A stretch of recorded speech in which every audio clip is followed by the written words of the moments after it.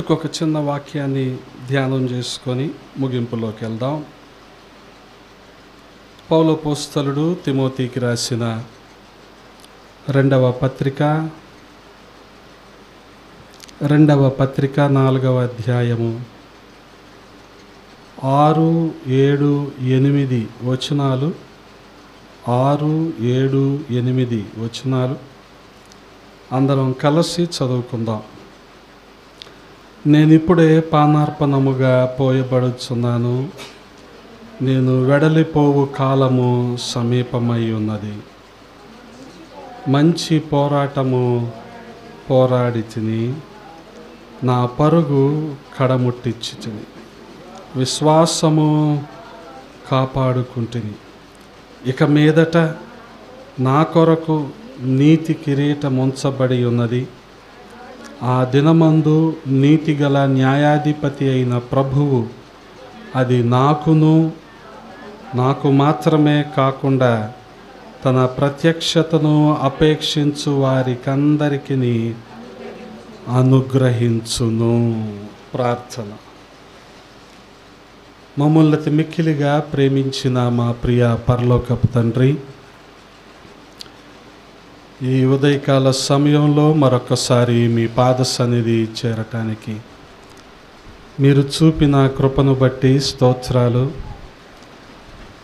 గడచిన కాలం మీ రెక్కల నీడలో భద్రపరిచారు, క్షేమాన్ని సమృద్ధిని అందించారు. వందనాలు రాజా. మీరు ఏర్పాటు చేసిన ఈ లేఖనాన్ని బట్టి స్తుతిస్తూ ఉన్నాం. ఈ వాక్యాలను మా వినికిడిలో దీవించండి. మా సమయాన్ని దీవెనకరంగా మార్చండి. మునుపు మాట్లాడిన దైవజనుల మాటలు ఏ మాత్రము కూడా చెరపకుండా మాట్లాడటానికి నాకు కృపనివ్వండి. సహాయము చేయండి. నన్ను మరుగు చేయండి. మీరు మాతో మాట్లాడమని, సమస్తాన్ని మీ స్వాధీనంలో ఉంచుకోమని మీకే మహిమలు ఆరోపిస్తూ యేసయ్య పరిశుద్ధ నామంలో అడిగి వేడుకుంటున్నాము తండ్రి. ఆమేన్. దేవునికి స్తోత్రం. హల్లెలూయా. ప్రభునందు ప్రియ సహోదరి సహోదరులారా, పౌలు అపోస్తలుడు తిమోతికి రాస్తున్న ఈ ఉత్తరం వాస్తవానికి ఒక వీడ్కోలు పత్రం అన్నమాట. అంటే ఒక ఫేర్వెల్ లెటర్ కదా. పౌలు అపోస్తలుడు రోమా పట్టణంలో ఉన్న చెరసాల్లో ఉన్నాడు.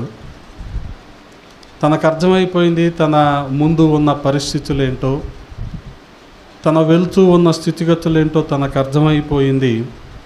అందుకని 6వ వచనంలో ఏమంటున్నాడు? నేను ఇప్పుడే పానార్పణముగా పోయబడుచున్నాను. బహుశా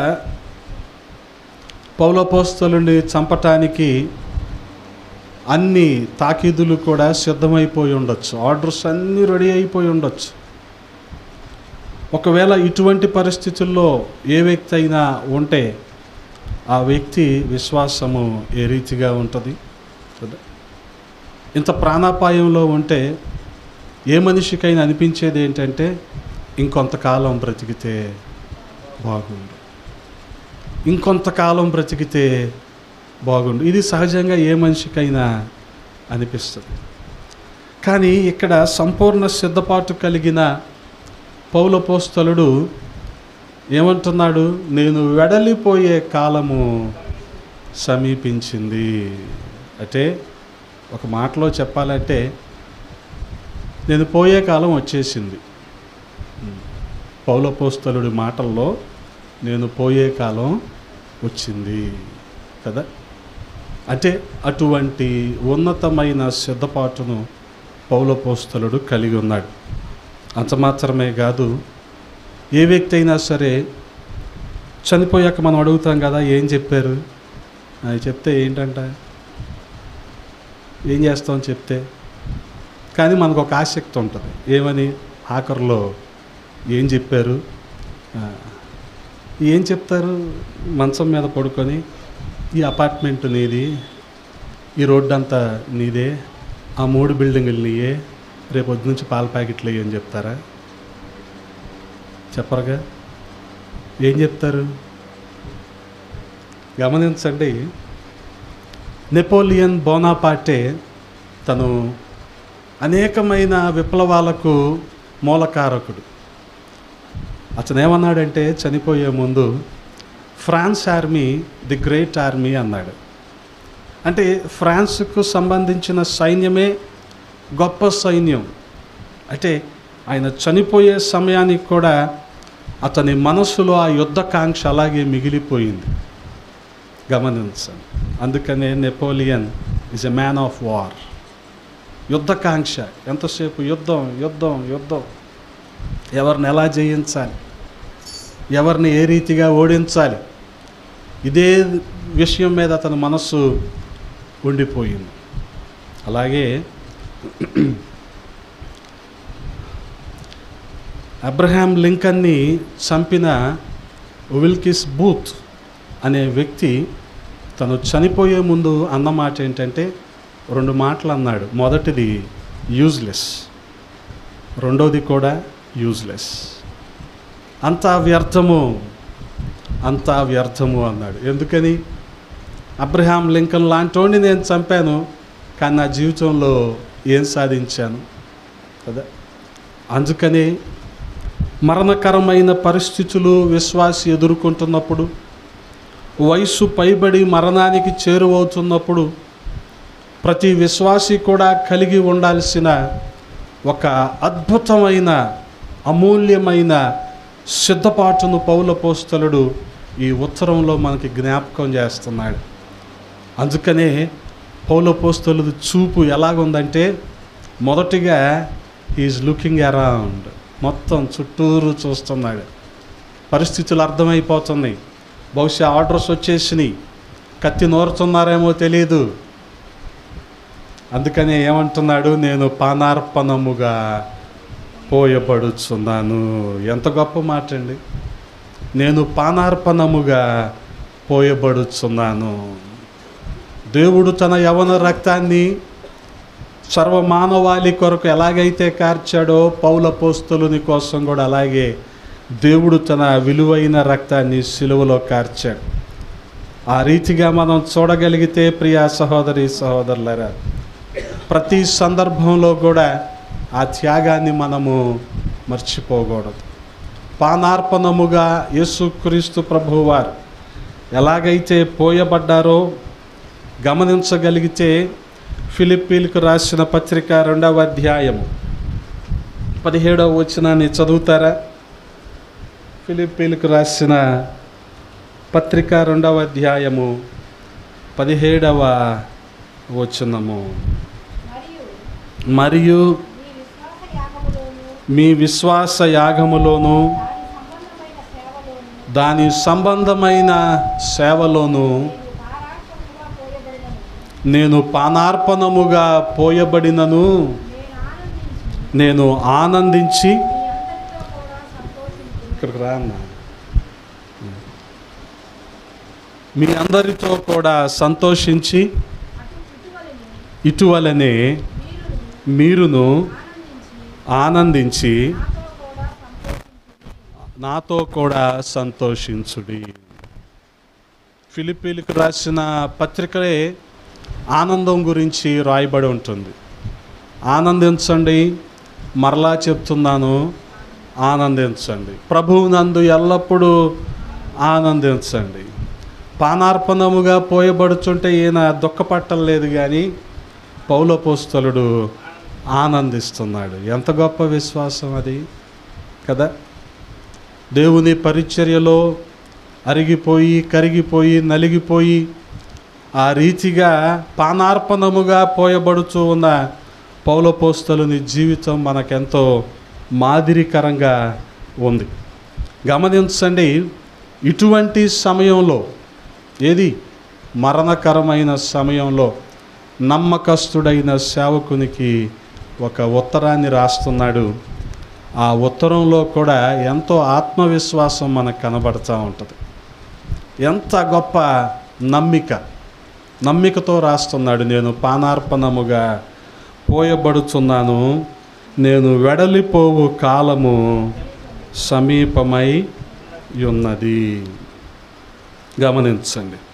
అందుకనే పౌలపోస్తలుడు మొట్టమొదటిగా తను చుట్టూరు చూస్తున్నాడు, అన్నీ పరిశీలిస్తున్నాడు. గొప్ప విశ్వాసంతో అంటున్నాడు, నేను వెడలిపోవు కాలము సమీపమై ఉన్నది. అంత మాత్రమే కాదు, గమనించగలిగితే ఇక్కడ మరణము అన్న మాట వాడటలేదు పౌలపోస్తలుడు. మరణం అన్న మాట వాడలేదు. ఏమంటున్నాడు? నేను వెళ్ళిపోయే సమయం. గమనించండి. ఒక పడవను గనక జట్టిలో కట్టేసి ఉన్నాం, తాడు నీవు వదిలించేసావు అనుకోండి, అదేమైపోద్ది? నీటి ప్రవాహానికి వెళ్ళిపోద్ది. అంటే ఇప్పుడు వరకు కూడా క్రీస్తుతో లంగరు వేయబడ్డాడు పౌలపోస్తలుడు. కానీ ఇప్పుడు ఆ లంగర్ అవసరం లేదు అతనికి. ఎందుకని? అతని కోసం గొప్ప బహుమానం ఎదురు చూస్తుంది. అతను వెడలిపోయే కాలము వచ్చేసింది. గొప్ప మాట. మరణం అని వాడటం లేదు, కానీ నేను వెళ్ళిపోయే సమయం వచ్చింది అంటున్నాడు. గమనించండి. ఆ రీతిగా చూడగలిగితే ఒక శాశ్వతమైన గృహానికి పౌలపోస్తలుడు వెళ్ళిపోతున్నాడు. శాశ్వతమైన గృహం. గమనించండి. శాశ్వతమైన గృహం. ఈ లోకంలో పౌలపోస్తలుడు ఒకప్పుడు మంచి మేధావి కావచ్చు, తర్వాత రోజుల్లో మంచి మిషనరీ కావచ్చు. కానీ ఇప్పుడు ఈ అధ్యాయము రాస్తున్న సమయానికి పౌలపోస్తలుడు ఎవరు? పౌలపోస్తలుడు ఒక ఖైదీ. ఈ సమయానికి ఖైదీ పౌలపోస్తలుడు. కానీ ఇవేవి శాశ్వతం కాదు. మేధావి అన్నది శాశ్వతం కాదు, మిషనరీ అన్నది శాశ్వతం కాదు, తను చెరసాలలో ఉన్నాడు ఖైదీగా అనేది శాశ్వతం కాదు. తనకు శాశ్వతమైన గృహం అనేది ఒకటి ఉంది అన్న సంగతిని మనకి జ్ఞాపకం చేస్తున్నాడు. ప్రతి విశ్వాసికి కూడా శాశ్వతమైన నివాసం అనేది ఒకటి ఉంది. కానీ తాత్కాలికమైన ఈ గుడారం కోసమే మన ప్రయాస అంతా, మన పోరాటం అంతా, దీనికోసమే మన తాపత్రయం అంతా. కానీ గమనించండి, పౌలపోస్తలుడు మాత్రం అటువంటి ఉన్నతమైన సిద్ధపాటును కలిగి ఉన్నాడు. ఎలాగంటే నేను వెళ్ళిపోయే సమయం వచ్చింది అంటున్నాడు. అందుకే ఆ తర్వాత 7వ వచనంలో ఏమంటున్నాడు? మంచి పోరాటము పోరాడి తిని, నా పరుగు కడముట్టించి తిని, విశ్వాసము కాపాడుకుంటుంది. ఈ వచనం రాయటంలో పౌలపోస్తలునికి ఎన్ని గుండెలు ఉండాలి? మంచి పోరాటము పోరాడి తిని, నా పరుగు కడముట్టించి తిని, విశ్వాసము కాపాడుకుంటుంది. గమనించండి. ఒకసారి వెనక్కి తిరిగి చూసుకుంటున్నాడు. ఇంతకుముందేమో చుట్టూరు చూశాడు, పరిస్థితులు అర్థమైపోయినాయి, మరణకరమైన పరిస్థితులని. ఇప్పుడు వెనక్కి తిరిగి చూసుకుంటున్నాడు జీవితంలో కదా. శ్రీశ్రీ అంటాడు, ఏ దేశ చరిత్ర చూసినా ఏముంది గర్వకారణం, నరమానవ చరిత్ర సమస్తం పరపీడన పరాయణత్వం. నువ్వు ఎంత గొప్ప దేశాన్నైనా తీసుకోండి, ఖచ్చితంగా వాడు బ్రిటిష్ వాడి కింద ఏలుబడి అయినవాడే ఒకానొక రోజున. ఈ రోజున సోకాల్డ్ వెల్ డెవలప్డ్ నేషన్స్, బాగా అభివృద్ధి చెందిన దేశాలను కూడా మీరు తీసుకోండి, ఫాస్ట్ గ్రోయింగ్ నేషన్స్, త్వరగా అభివృద్ధి చెందుతున్న దేశాలను తీసుకోండి. లైక్ జపాన్, ఒకప్పుడు బ్రిటిష్ వాళ్ళ కింద లేదా? ఆస్ట్రేలియా ఒకప్పుడు బ్రిటిష్ వాళ్ళ కింద లేదా కదా? డబుల్ ఇంజన్ గ్రోత్ 400 ఏళ్ళు బ్రిటిష్ వాళ్ళ కింద లేదా? అందుకే ఏ దేశ చరిత్ర చూసినా ఏమీ లేదు. ఒకానొక రోజున వీళ్ళందరూ బానిసలే. అలాగే ఏ విశ్వాసి జీవితం చూసినా ఏది గర్వకారణం లేదు. పథకాల కోసం ప్రభువుని అప్పగించిన వాళ్ళే.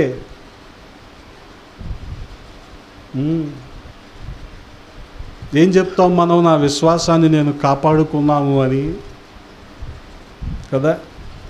బలహీనతల కోసం ఆయన్ని సిలువేసిన వాళ్ళమే. ఏముంది మన విశ్వాసంలో వెనక్కి తిరిగి చూసుకుంటే కదా.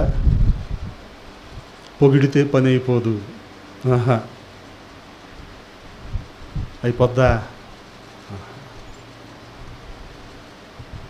మంచి పోరాటం. సత్యం కోసం నిలబడిన రోజు ఏదైనా ఉందా మనం? సత్యం కోసం పోరాడిన రోజు ఏదైనా ఉందా మనం? మంచి పోరాటం పోరాడి తిని నా పరుగు కడముట్టించి తిని. గమనించండి, పండు ముసలితనంలో రాస్తున్నాడు ఈ మాట, నా పరుగు కడముట్టించాను అని. కానీ స్టెఫెను చాలా యవనస్తుడిగానే చనిపోయాడు. అక్కడతో తన పరుగు అయిపోయింది. అపోస్తల కార్యములు 7వ అధ్యాయంలో ఇక్కడతో పౌలు అపోస్తలుని పని అయిపోతుంది. అంటే ఇతని పరుగు ముగించబడబోతా ఉంది. అంటే దేవుడు కొంతమందికి 30 ఏళ్ళ వయసు ఇచ్చాడు, కొంతమందికి 80-90 ఏళ్ళ వయసు ఇచ్చాడు. ప్రవీణ్ గారికి ఒక 40-50 ఏళ్ళ వయసు ఇచ్చాడు. చార్లీ కిర్క్కి ఒక 30 ఏళ్ళ వయసు ఇచ్చాడు దేవుడు. ఎవరి పరుగును వారు కడముట్టించాల్సిందే కదా. ఈ మాట చెప్పుకోవటానికి ఎన్ని గుండెలు కావాలి, రాయటానికి ఇంకెన్ని గుండెలు కావాలి పౌలు అపోస్తలునికి కదా. అందుకనే తన విశ్వాస జీవితంలో ఒకసారి వెనక్కి తిరిగి చూసుకుంటున్నాడు. వెనక్కి తిరిగి చూసుకుంటే అతనికి చాలా సంతృప్తికరంగా ఉంది. ఏమంటున్నాడు? మంచి పోరాటము. ఎవరితో పోరాడాడు? రోమా ప్రభుత్వంతో పోరాడాడు. ఎవరితో పోరాడాడు? ముఖ్యంగా యూదులతో పోరాడాడు. యెరూషలేములో ఉన్న పెద్దలతో పోరాడాడు. మంచి పోరాటము పోరాడాడు. గమనించండి, వాస్తవానికి పౌలు అపోస్తలునికి కలిగిన ఆటంకాలు, అతనికి ఎదురైన ఆటంకాలు అన్నీ ఇన్ని కాదు. చాలా సందర్భాల్లో కొట్టబడ్డాడు, హింసించబడ్డాడు. ఆఖరికి పౌలు అపోస్తలుని శిష్యులు అతన్ని దాచిపెట్టి మరి తప్పించాల్సి వచ్చింది. పాములు గరిచిని. అలాగే కొరడాలతో కొట్టబడ్డాడు, బెత్తాలతో కొట్టబడ్డాడు. యేసుక్రీస్తు ప్రభువు వారు 39 కొరడా దెబ్బలు ఒకసారి తింటే, ఇదే 39 పౌలు అపోస్తలుడు 5 సార్లు తిన్నాడు. మరి ఎంత గొప్ప పోరాటం అది కదా. ఈ రోజున ప్రభువుని నమ్ముకున్నాం, విశ్వసించామంటే మనకి ఏ అభ్యంతరం, ఆటంకం రాకూడదు. వస్తే అసలు ఆయన దేవుడు కాదు, ఆయనకే పరీక్ష. అది మనకు కాదు, ఆయనకే పరీక్ష కదా. ఎన్నోసార్లు ఓడబద్దలైపోయిందంట పౌలు అపోస్తలుడు వెళ్తుంటే. చాలాసార్లు జాగరణతో ఉండిపోయాడంట, అంటే నిద్ర లేకుండా ఉండిపోయాడు. కానీ ఇవేవి అతన్ని బాధించినట్టు నాకు అనిపించట్లా. వీటన్నిటిని అసలు ఎలాగైతే ఆ పాము కరిచినప్పుడు ఎలా విదిలించేసుకున్నాడో, వీటిని కూడా అలాగే విదిలించేసుకున్నాడు.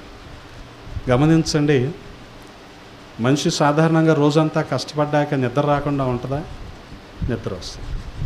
దేవుడు ఎంత గొప్పవాడు అంటే, నిద్ర ఆపుకోలేనివాడు ఉంటాడు చూడు, వాడికే ఏటీఎం సెక్యూరిటీ గార్డ్ ఉద్యోగం ఇస్తాడు.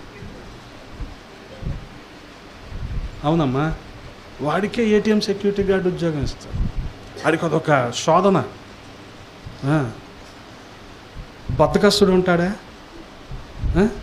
వాడికి మెట్రోలో సర్దే పని ఉంటుంది చూడు, వాడికే ఇస్తాడు. వాడికి ఒక శోధన అది అన్నమాట, అదొక పరీక్ష ఆడికి. ఏదైనా వివరించటం ఇష్టం లేదా, ఎక్స్ప్లెయిన్ చేయటం ఇష్టం లేదా, ఆడికి బ్యాంక్ ఉద్యోగం ఇస్తాడు దేవుడు. అంత గొప్పవాడు. వాడు అసలు ఎక్స్ప్లెయిన్ చేయడు, కళ్ళద్దాలు కిందకి తీసి ఇటు నుంచి చూసి అంటాడు, ఎక్స్ప్లెయిన్ చేయడు. థ్యాంక్ గాడ్ ఇప్పుడు ఆన్లైన్ వచ్చింది కాబట్టి సరిపోయింది. లేకపోతే మేము 10th ఇంటర్మీడియట్ చదివే రోజుల్లో అయ్యి అప్లై చేయాలి కదా. ఆర్మీలో రిటైర్డ్ అయిపోయో లేకపోతే బయటకు వచ్చేసిన జవాన్లు సెక్యూరిటీ గార్డులుగా ఉండేవాళ్ళు ఎస్బీఐలో. వాళ్ళ దగ్గరికి వెళ్ళి అంకుల్ ఈ డీడీ ఎలా రాయాలి అక్కడ నేర్చుకునేవాళ్ళం. అప్పుడు డీడీలు ఉండేవి కదా. ఇప్పుడైతే అన్నీ ఆన్లైన్ వచ్చేసినాయి. ఇప్పుడు అన్నీ ఆన్లైన్ ట్రాన్స్ఫర్లు అయిపోయినాయి కాబట్టి మన కుర్రోళ్ళకి ఏ బాధ లేకుండా పోయింది. డీడీ రాసేటప్పుడు ఒక్కొక్కడికి ఉంటుంది, మామూలుగా ఉండదు అన్నమాట. మా జీవితాంతం డీడీలతోనే సరిపోయింది. ఎక్కడి వరకు అంటే నేను పిహెచ్డీ చేసేంత వరకు డీడీలే. డీడీ కట్టడం, అవి చేయటం, ఇవి చేయటం, డీడీలు డీడీ. దేవుడు అంత గొప్పవాడు. మరి ఇలాంటిది పౌలపోస్తలుడు నిద్ర ఆపుకోవటం అంటే ఎంత గొప్ప సంగతో తెలుసా? ఒక మనిషి నిద్ర ఆపుకోవటం ఎంత గొప్ప సంగతి కదా. ముఖ్యంగా మందిరంలో నిద్ర రానివాడు ఉంటాడా? ఆయన ఏసీ కూడా పెడదామన్నాడు. పెడదాం త్వరలో, అప్పుడు ఇంకా బాగా వస్తుంది.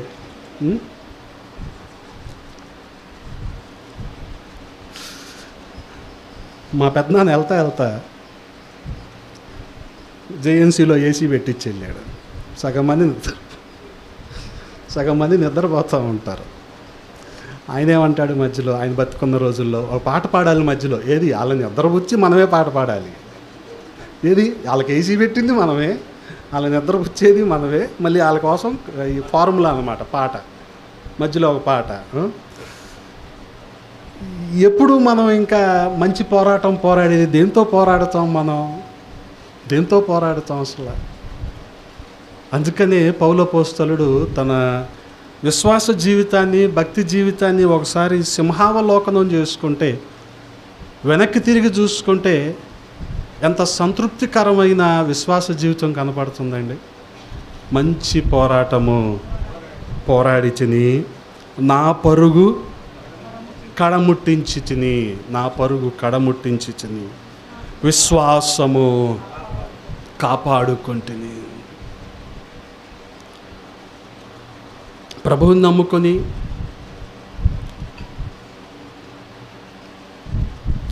ఆయన యందు విశ్వాసం ఉంచిన తొలి దినాల్లో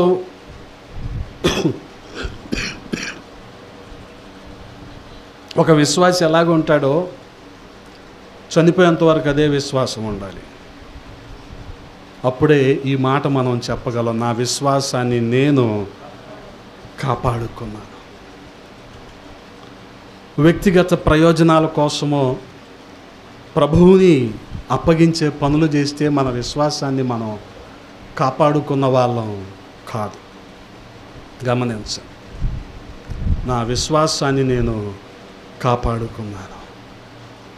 వాస్తవానికి ఈ విశ్వాసాన్ని మనం కాపాడుకునేటప్పుడే అనేకమైన బలహీనతలు మనిషిలో వచ్చేస్తూ ఉంటాయి.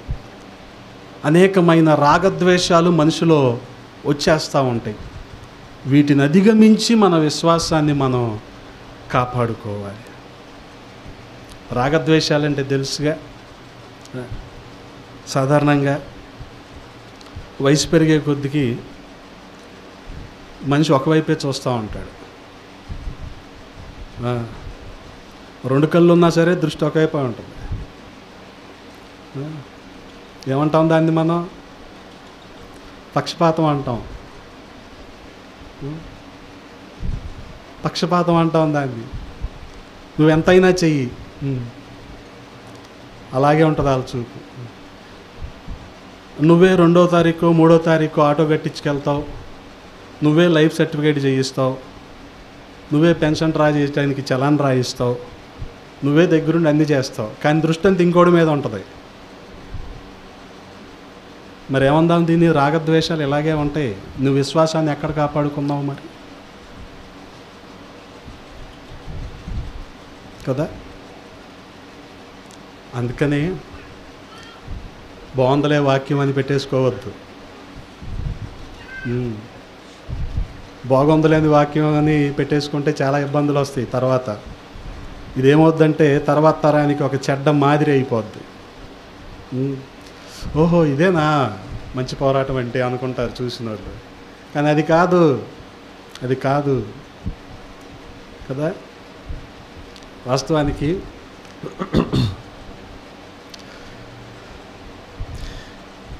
ఈ మధ్య పాస్టర్ అమ్మ నైట్ డ్యూటీకి వెళ్ళింది, నేను ఒక్కడనే ఉన్నా ఇంట్లో. అర్ధరాత్రి 2:30కి పక్కన శబ్దాలు వినపడుతున్నాయి. ఏంటి శబ్దాలని, మనకి ఏ పని చేయకపోయినా చెవులు బాగా పనిచేస్తాయి, చెప్పాగా మీకు.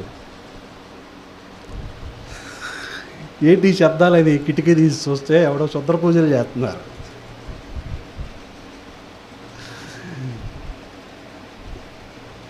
ఎవరో మళ్ళీ వర్షం పడుతుంది, చల్లగా చినుకులు పడుతున్నాయి, వాళ్ళు ఏదో చేసుకుంటున్నారు, పక్కన స్థలం ఖాళీగా ఉంది కదా అని. ఏం చేస్తాం కదా.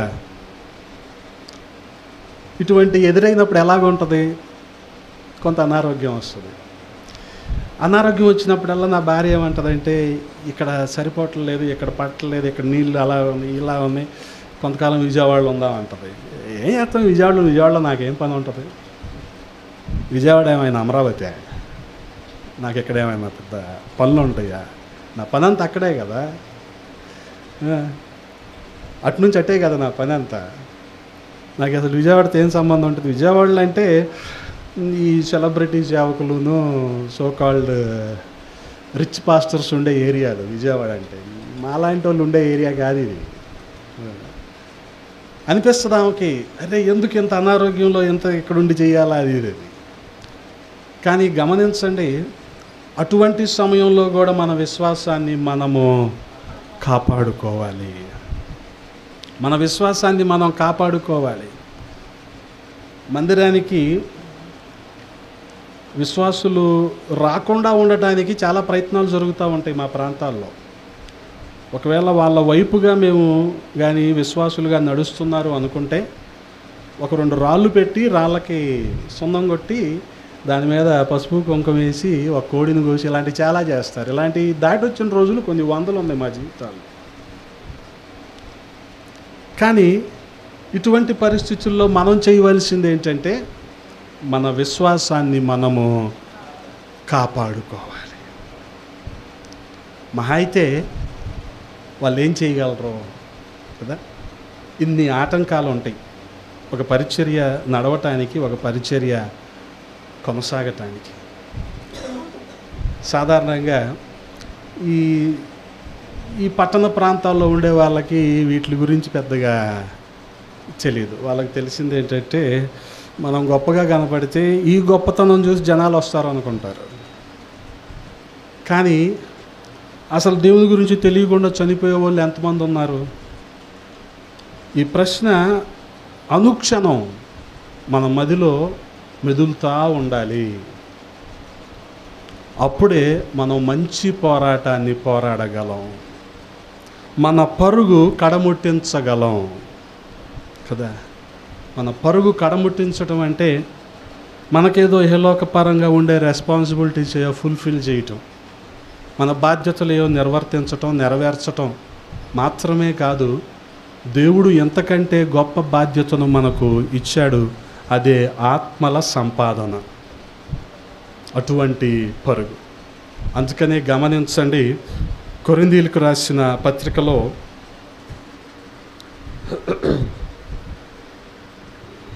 కొరింథీయులకు రాసిన పత్రిక, మొదటి పత్రిక 9వ అధ్యాయం,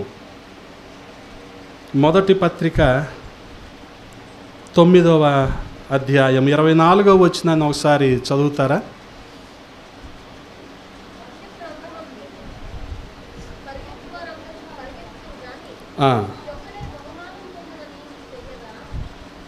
పరిగెట్టే వాళ్ళు చాలామంది ఉంటారు, కానీ బహుమానం ఎవరికి వస్తుంది? ఒక్కడికే వస్తుంది. నేను బహుమానము పొందేలాగా పరిగెడుతున్నాను. హల్లెలూయా. నా పరుగు కడముట్టించటం అంటే అది. ఒకసారి మన విశ్వాస జీవితంలో వెనక్కి తిరిగి చూసుకుంటే ఏం మిగిలిపోయినాయి? అయ్యో చెవులు కొనలేకపోయానే, ఈ మిగిలిపోయినాయా జీవితంలో? అయ్యో ఇది గిఫ్ట్ డీడ్ చేయలేకపోయానే, ఈ మిగిలిపోయినాయా మన జీవితంలో?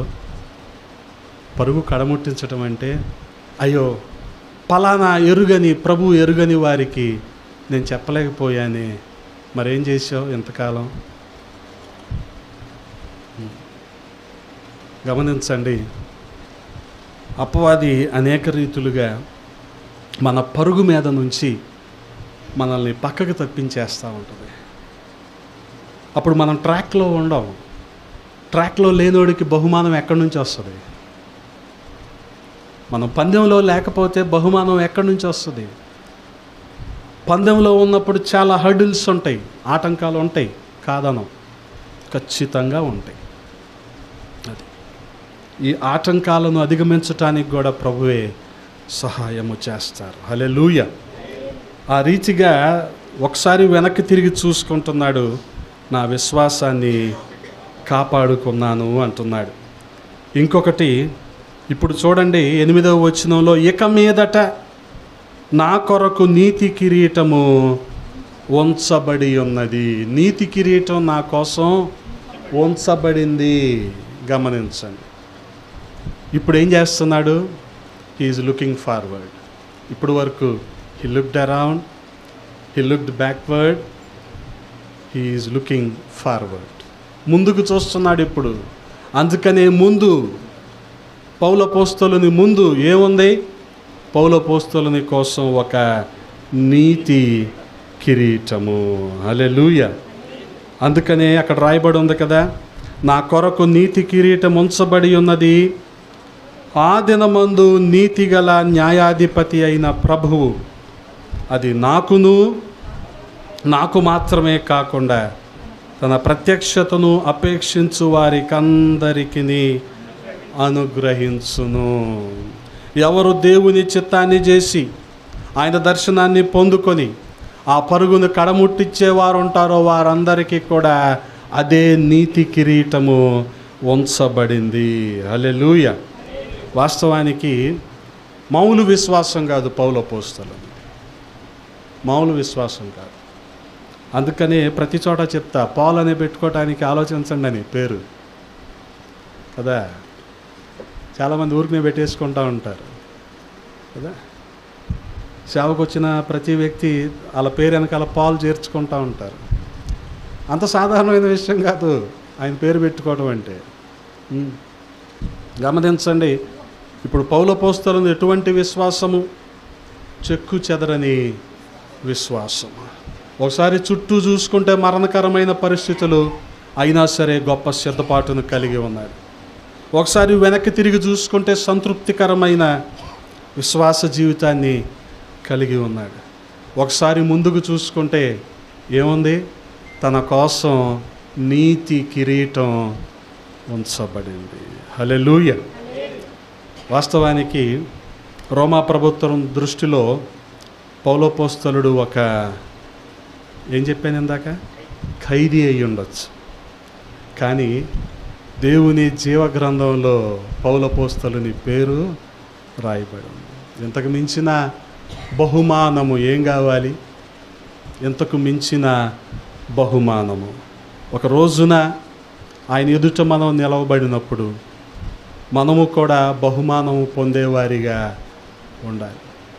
అటువంటి నీతి కిరీటాన్ని మనము పొందుకునే వారముగా ఉండాలి. ఆ దినమందు నీతి గల న్యాయాధిపతి అయిన ప్రభువు ఏమిస్తాడు? ఆయన ఆ తీర్పు దినాన్న మనకు నీతి కిరీటం. గమనించండి, దేనికోసం పౌలు ప్రయాస అంతా? పేరు కోసమో, గొప్పతనం కోసమో, ప్రఖ్యాతి పొందుదామో? కాదు. యథార్థంగా నమ్మకంగా దేవుడు అప్పగించింది చేశాడు కనుకనే తన ఎదుట ఏం ఉంచబడింది? నీతి కిరీటం ఉంచబడింది. మనకు కూడా దేవుడు గొప్ప బహుమానాన్ని సిద్ధపరిచుంచాడు. మనం చేయవలసిందల్లా మంచి పోరాటము మనము పోరాడాలి. జట్టి అయిన వాడు, పౌలపోస్తలుడే తిమోతికి రాస్తూ అంటాడు, జట్టి అయిన వాడు దండులోకి చేర్చుకున్న వారిని సంతోషపరచాలి. అంటే జట్టులో ఉండే వ్యక్తి ఎవరైతే తనను జట్టులో చేర్చుకున్నారో వారిని ఏం చేయాలి? సంతోషపెట్టాలి. ఎవరు చేర్చుకున్నారు? దేవాది దేవుడేగా మనల్ని చేర్చుకున్నది. ఆయన్ని మాత్రమే మనము సంతోషపెట్టేవారిగా ఉండాలి. అప్పుడు మనము నీతి కిరీటాన్ని పొందుకుంటాం. కారణం ఏంటంటే హెబ్రీలకు రాసిన పత్రిక 9వ అధ్యాయము, హెబ్రీలకు రాసిన పత్రిక 9వ అధ్యాయము 27వ వచనంలో రాయబడి ఉంది కదా, మనుషులు ఒకసారే మృతి పొందవలెనని నియమించబడెను. ఆ తరువాత గమనించండి, మనుషులు ఒకసారే మృతి పొందుతారు. ఆ తర్వాత ఏం జరుగుతుంది? ఆ న్యాయమైన తీర్పులో ఆ న్యాయాధిపతి అయిన దేవుడు ఆ నీతి కిరీటాన్ని మనకు ఇవ్వాలంటే మన విశ్వాసాన్ని మనం కాపాడుకోవాలి. మన పరుగుని మనము కడముట్టించాలి. మంచి పోరాటము పోరాడాలి. వాస్తవానికి ఇందాక చెప్పిన ఈ వ్యక్తిగత ప్రయోజనాలు, రాగద్వేషాలు, బలహీనతలు మనల్ని జయించకూడదు. గమనించండి. ఒకవేళ అలాగా పార్టిజాన్గా మనం ఉండిపోయామనుకోండి, మనం కూడా పక్షపాతులం అయిపోతాం. కాదు, దేవుడు మన పక్షాన ఉన్నాడు. మన పట్ల అద్భుతాలు ఆయన జరిగిస్తున్నాడు. ప్రతి అవసరతలు ఆయన మన మధ్యలో తీరుస్తున్నాడు. మనం చేయవలసిందల్లా ఆయనకు నమ్మకంగా ఉండటమే. అటువంటి నీతి కిరీటాన్ని ప్రతి ఒక్కరము పొందుకుందుము గాక. ఆమేన్. తలలు వంచండి, ప్రార్థన చేసుకుందాం. పరిశుద్ధుడా, ప్రేమ కలిగిన తండ్రి, ఈ ఉదయకాల సమయంలో కొద్ది మాటలు ధ్యానించటానికి కృపనిచ్చారు. స్తోత్రాలు. పౌలపోస్తలుడు నాయన తన మరణ సమయము దగ్గరైనప్పటికీ అచంచలమైన విశ్వాసముతో విశ్వాసాన్ని కాపాడుకున్నాను అంటున్నాడు. నమ్మికతో అంటున్నాడు, నా కొరకు నీతి కిరీటం ఉంచబడింది అంటున్నాడు. ఆ రీతిగా మేము నమ్మిక కలిగి యథార్థంగా నీ కోసం ప్రయాసపడే కృపనివ్వమని బతిమాలుకుంటూ ఉన్నాం. విన్న మాటలు మా హృదయంలో భద్రపరచండి, నీరు కట్టి ఫలింపచేయండి. నీకే మహిమలు ఆరోపిస్తూ యేసయ్య పరిశుద్ధ నామంలో అడిగి వేడుకుంటున్నాము తండ్రి. ఆమేన్.